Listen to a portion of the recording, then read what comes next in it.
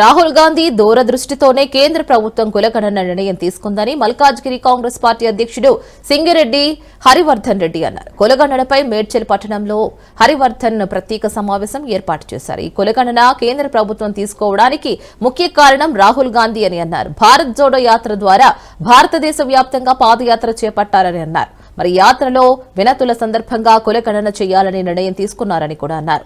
రాహుల్ తీసుకున్న ఈ నిర్ణయాన్ని ముఖ్యమంత్రి రేవంత్ రెడ్డి మంత్రివర్గం తెలంగాణ రాష్ట్రం నుంచే ప్రారంభమైందని అన్నారు. అప్పుడు కులగణను బీజేపీ నాయకులు వ్యతిరేకించారని అన్నారు. రాజ్యాంగానికి అనుగుణంగా కులగణన చేపట్టి దేశానికి ఆదర్శంగా నడిచిందని అన్నారు.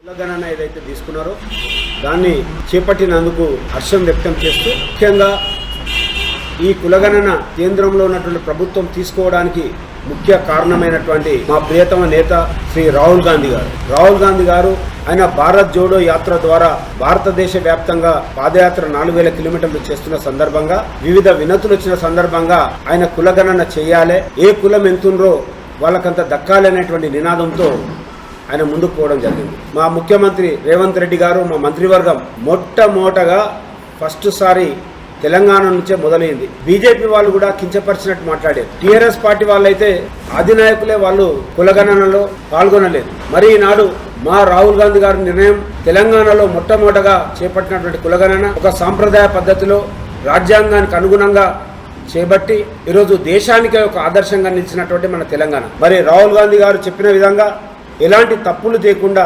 తెలంగాణలో ఏ విధంగా అయితే జరిగిందో అదే విధంగా భారతదేశ వ్యాప్తంగా కూడా చేసి ఆల్రెడీ తెలంగాణలో బిల్లు పాస్ అయింది, పార్లమెంట్కి వెళ్ళింది కాబట్టి మొట్టమొదటగా ఆ బిల్లును పార్లమెంట్లో ప్రవేశపెట్టి 9th షెడ్యూల్ ప్రకారం దాన్ని తీసుకొని ఒక ఆదర్శంగా ఇమ్మీడియట్గా చేసినట్టయితే న్యాయబద్ధంగా చట్టబద్ధంగా మాకు అధికారం ఉంటుంది. మరి దీన్ని వెంటనే పార్లమెంట్లో బిల్లు పాస్ చేసి మరి చేయాలని కాంగ్రెస్ పార్టీ ద్వారా మేము కోరుకుంటూ